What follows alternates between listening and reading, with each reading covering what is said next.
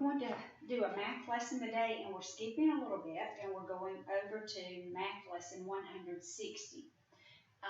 Your targets for the day are: I can analyze and interpret a line graph to determine information, and I can round numbers to the nearest 10. Now, I'm not going to go through the review part today. I'm just going to start on the instruction part. So I had this brilliant idea that I would take the graph that I had put into your lesson plan that I sent home and project it onto the TV. But when I did that, there was too much white and the black lines wouldn't show up in the video. So I've had to hand draw this, so it's not quite as neat and pretty as the one that you have access to on your computer attachments. It says, we have learned that graphs are ways of showing information. Some graphs show information using pictures, which were your first graphs that you ever used probably back in kindergarten, called pictographs, or colored bars, which are called bar graphs, and we use those where you start at the bottom and you color up using the outside numbers as your range. And today we're going to talk about a line graph. A line graph does exactly what it says. It shows information using lines. So look at this graph, or the one that you have printed out that looks a little neater. What is the title of the graph? Well, the title of the graph is Temperatures at Arches National Park, because we're still in a camping unit. This is a new skill, so I hope that you have the graph in front of you to use. This graph shows the changing temperatures for one night in June at the National Park when the Smith family was camping.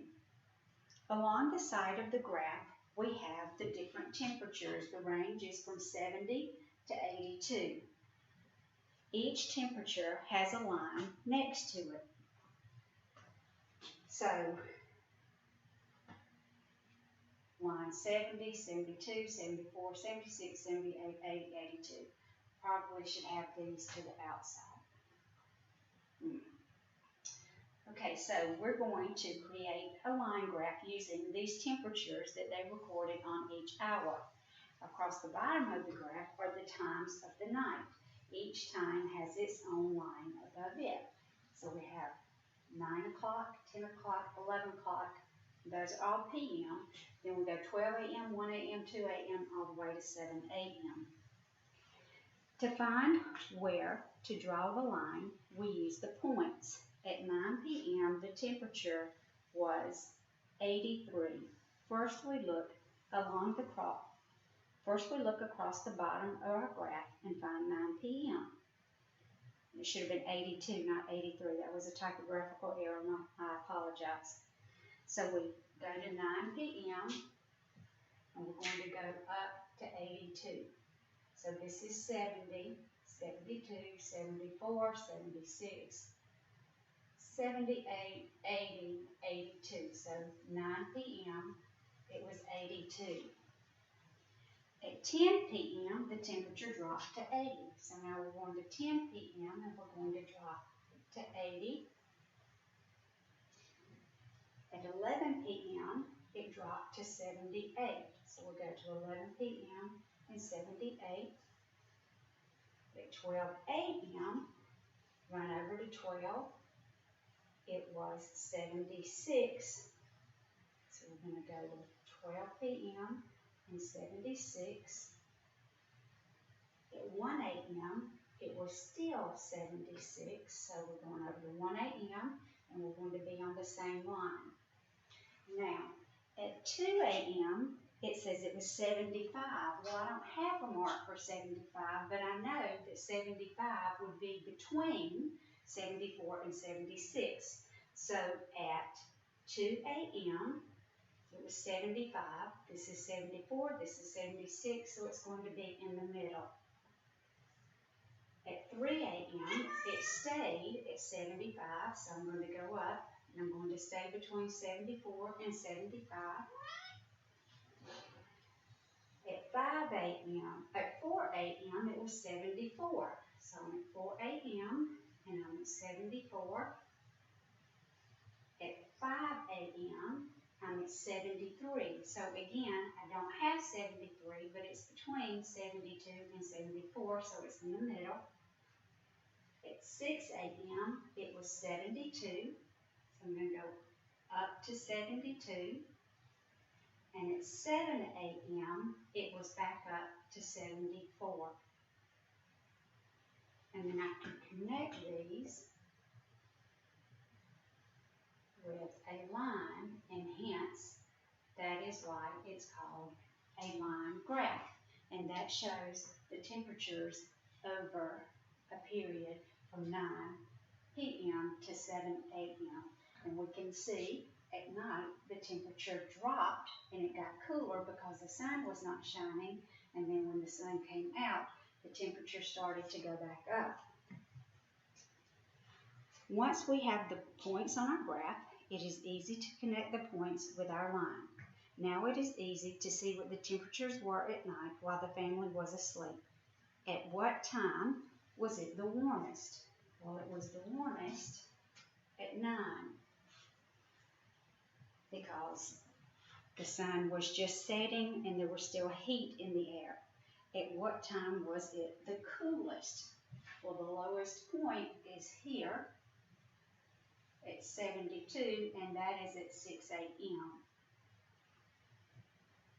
Between what 2 hours did the temperature stay the same? Well, it stayed the same from 12 to 1, and it stayed the same from 2 to 3 because our lines are in the same position. They are on the same plane. I was trying to think if I could put the word perpendicular or parallel to that, but I don't think that I can. So your job today is to complete pages 319 and 320. 319 and 320. Let me get my math book. And on these pages, you're going to work with some elapsed time. So remember, when you're looking at a half hour earlier or a half hour later, half hour equals a diagonal line.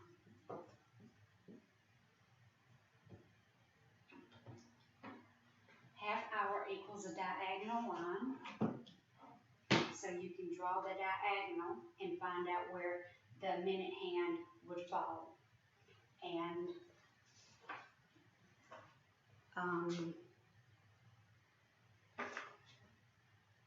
I think that that's all you need to know about the place value of dimes and pennies.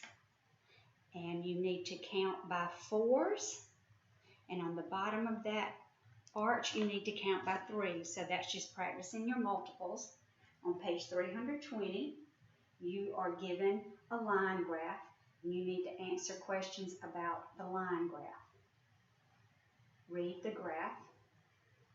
The average temperature, on that page at number 1, it says the average temperature is a temperature that gives us an idea of what the temperature was during the month.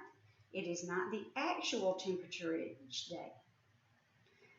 So you're going to read the graph to gather the information, and then you're going to answer the questions at the bottom of the page. Okay? Shouldn't be too bad. The line graph is new, so you may need some help from your parents on it. If you have any trouble and you need any explanation, please just reach out to me. You know that I'm here. Okay? So we're winding things up. I have one more math lesson to do for this week, but I do want to send through the lessons on telling time to the minute, and I'll have some videos embedded in that as well, okay? Because I really want to talk about that. All right, have a good afternoon, and I love you guys.